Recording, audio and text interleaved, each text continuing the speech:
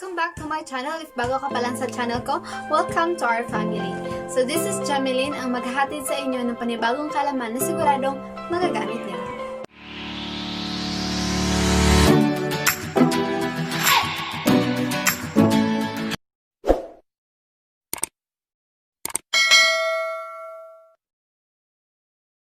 For today's video, ang ituturo ko sa inyo is video editing. So, this video editing is very useful sa mga nag-online class or maging sa, especially sa mga gustong maging YouTuber or sa mga nagpaplanong mag-YouTube. So, it's very useful sa kahit anong aspect, especially now na online class, sa mga teachers na gusto nilang magkaroon ng presentation para hindi boring. So, kailangan talaga ng good quality. So, in this video, tuturuan ko kayo ng isa sa mga application na downloadable. This is KineMaster or KineMaster. I don't know what's the correct pronunciation of this because others say this is KineMaster and others say that is KineMaster. Basta ito yung icon ng application nila. Okay, after that one, I explain to you one by one their features and how to use those features na sa loob ng application na yun. Before we will proceed to the tutorial, I would like to say thank you for those people who view my latest video. Ito yung how to edit pictures like a pro or pang Instagrammable pictures. So, if you want to visit that video, I would just leave a link in description box para matingnan nyo kung paano mag-edit ng picture like a pro. Maraming salamat at nag-subscribe kayo sa akin at dumami na tayo! Mayroon na tayong 7,000 subscribers! Buong puso ako nagpapasalamat sa lahat ng nag-view sa previous video ko na ginawa ko at nag-subscribe sa akin at for nadagdagan tayo ng 7 subscriber. So, isang malaking kaligayahan na sa amin yun ng mga small YouTuber na may mga nagdagdag na subscribers sa amin. Kahit isa, dalawa, happy na kami doon. Kaya sana wag nyo ako iwan at patuloy nyo sila ng mga videos nila. So, ayun na nga, ituturo ko na sa inyo kung paano mag-edit gamit ang isang application na downloadable lang sa Play Store. Comment sa baba kung pwede ito sa iOS because I don't know if pwede ang KineMaster, itong icon ito, or KineMaster. I don't know the correct pronunciation for this one. Kasi sabi ng iba, KineMaster at yung iba naman ay KineMaster. So, comment down below kung pwede ito sa iOS or ayan, nandito na tayo sa ating screen. At the first thing na gagawin nyo kung wala pa kayong KineMaster is punta kayo sa Google Chrome na application at search nyo yung KineMaster.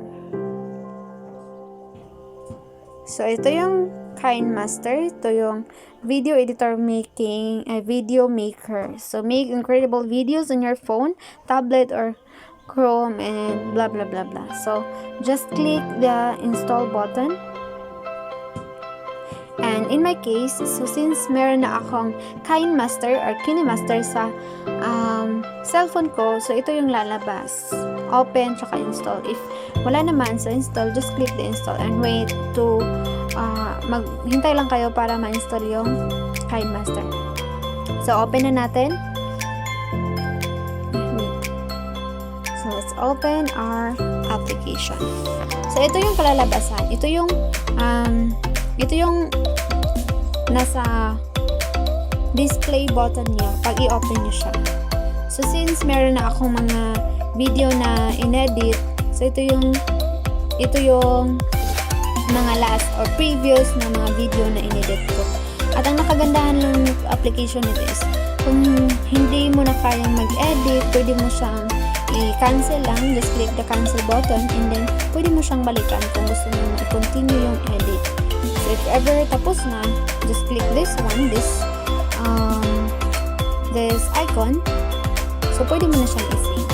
So, pili ka lang kung ano yung gagawin mo para ano yung resolution na gagawin mo. Pero ituturo ko sa inyo kung paano ang feature or paano pag-edit. So, mag-click tayo dito kasi gagawa tayo ng panibagong edit video.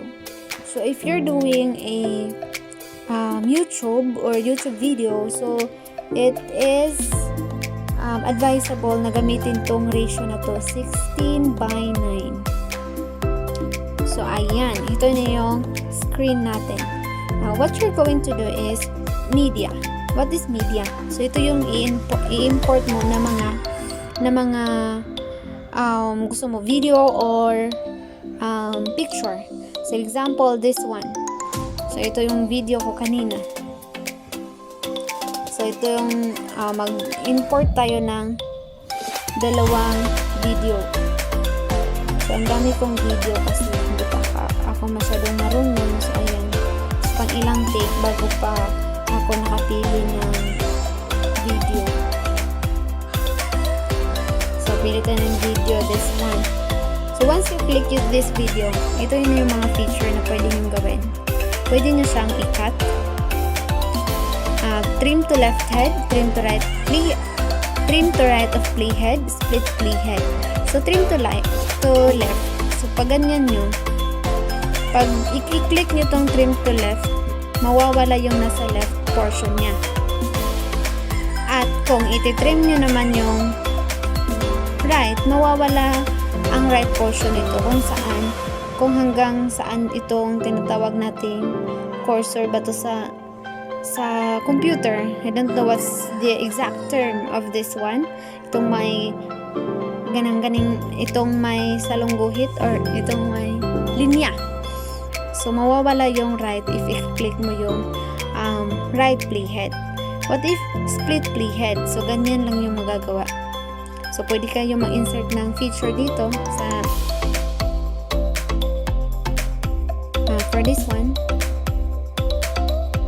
Pwede kayo mag-insert dyan ng intro o pang travel. So, at para mag-detail sa mga panibagong video, nagkakalaman naman na yan. O, diba? Ang ganda. At pwede nyo rin itong i-delete. Like, for example, meron ditong ayaw niya sa gitna. So, split playhead lang kayo. Split playhead, tapos split nyo lang din yung kung saan kayo hindi gusto at saka i-delete nyo. But in my case, hindi ko to i-delete kasi pwede itong magagamit ko pa ito mamaya. So, that is media. How about this one? Itong layer. Itong layer is ito yung feature sa mga layer. Pwede ka mag-input ng media dito. So, another, like for example, picture. Sige, hanap tayo ng mga picture kasi video to eh. So, ito, example, itong flower. So, ganyan. So, pwede mo ilagay dyan. While you are talking, so, pwede mong ilalagay yung picture na yan na para mag-describe kung ano yung sinasabi mo, para mas mapapadali yung ini-explain mo sa yung sinasabi mo, because there are viewers na or may mga estudyante kang na visual learner. So pag sinabi mong flower, so kailangan maglagay ka dyan ng flower para malagay talaga sa kanilang isip na that is flower. They can make imagination out of what you are saying. So that is the layering. Pwede ka rin mag-effect. Pwede ka dyan maglagay ng, so since hindi pa ako nakapag-download ng ibang effects, so basic effects lang yung meron ako. So for this one, may mga censored things na kailangan mong i-hide. So ganito, ganyan. So kailangan mong i-hide ang mga, may portion na kailangan kang i-hide. So ganyan lang yung gagawin mo. Ayan na yung isang feature ng gamit ng layering. At ito naman yung overlay. So, pwede kayong maglagay dyan ng sticker. Like, for example, ball. So, pwede nyo ilagay dyan ang so, that is one of the feature in layering. So, this one. So, i-adjust nyo lang yung sa itong bola, kung saan nyo gustong ilagay. At ang nakagandahan dito is pwede nyo siyang lagyan ng intro kung paano siya ganyan animation, kung paano siya papasok animation in. At pwede rin maglagay mag-apply kayo ng animation out. Pwede rin itong hindi nyo masyadong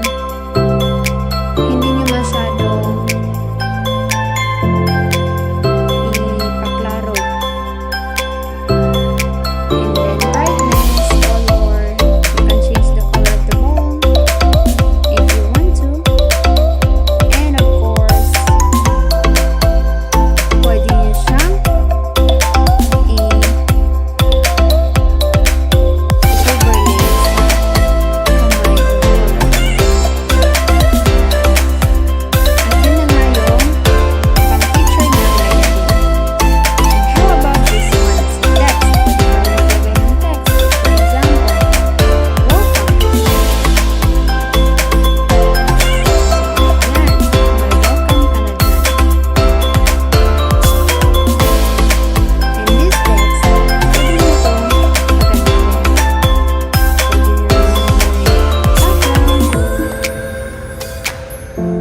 pwede rin wala.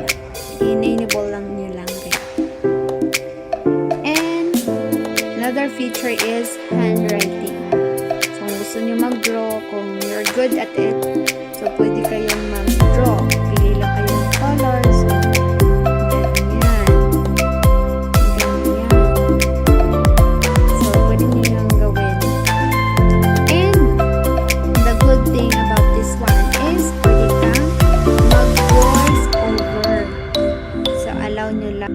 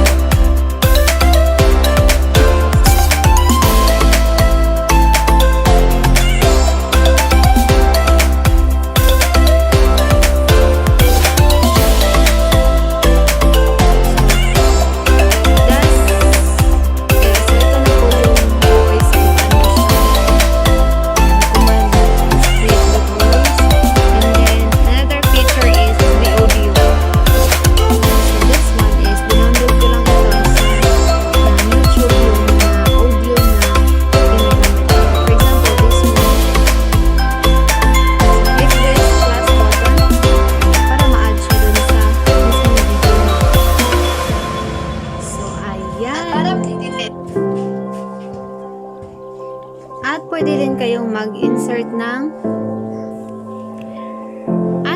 kayong mag-insert ng naka-record kayo. Sa mismong nag-edit kayo and you're doing recording. So like for example this one. Pwede camera and pwede rin video. Cam recording. Just allow that one.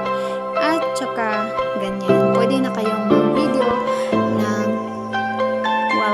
making your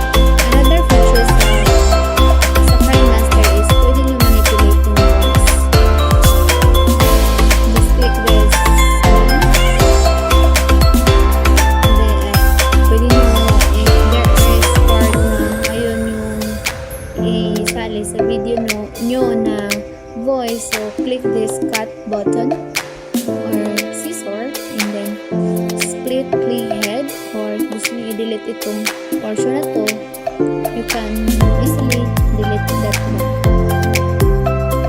In this case, hindi natin siya and about the voice is there is also a volume. So kung gusto nyo, so babaan nyo lang yung volume niya. Every feature is pwedeng i-manipulate yung voice niya. And then for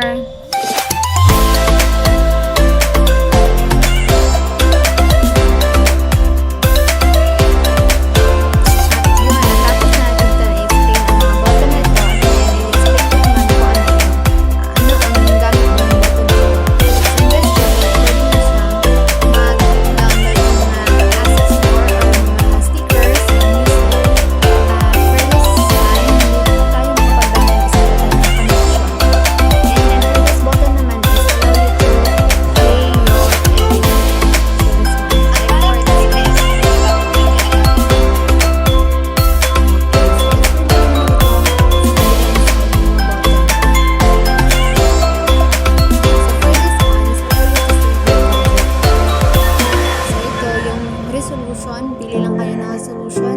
Mas maganda yung mataas na yung resolution kasi mas clear, and then frame rate. And then, if nakapag-design na kayo, just click the export.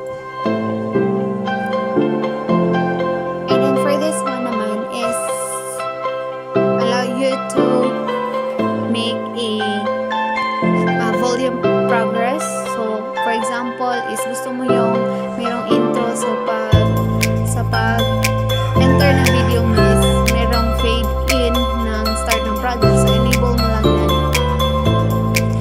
At saka kung gaano siya bagal mag-normalize yung voice ng video nyo. Pwede rin mag-auto fade kayo, may audio fade out kung gusto nyo, para hindi naman masyadong biglaan yung pag-stop ng music, para may trail. I-enable na lang. And then for this one feature is allow you to see kung kasi konti lang yung nasa baba. So for this portion, mas mapaklaro nyo yung ilalagay banda. Especially in layering. For example, this flowers, hindi yun kapag sinabi mo ng flowers, pwede mo siyang i-usap-usap para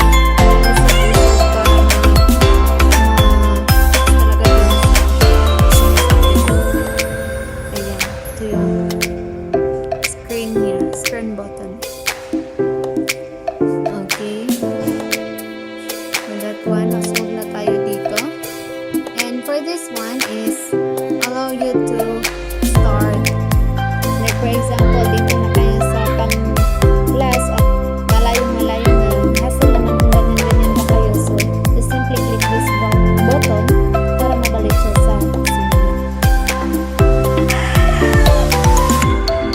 So, I think na-explain ko na ang mga feature ng KineMaster or KineMaster. So, comment down below kung meron kayong hindi natutunan or gusto malaman na iba pang feature dito.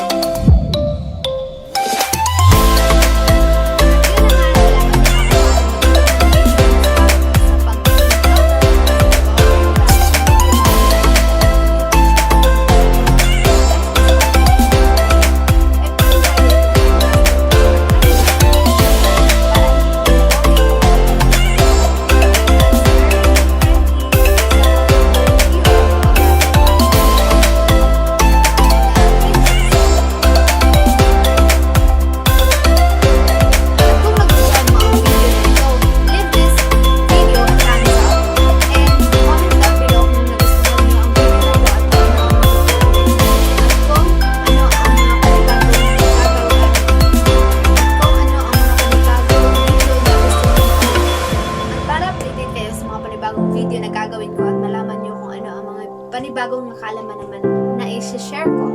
Make sure na subscribe to my channel. Just click the subscribe button kung hindi ka pa nakapag-subscribe, and kindly hit the notification bell para updated kayo kung nag-upload na ako. At yun lamang po. Thank you so much and God bless.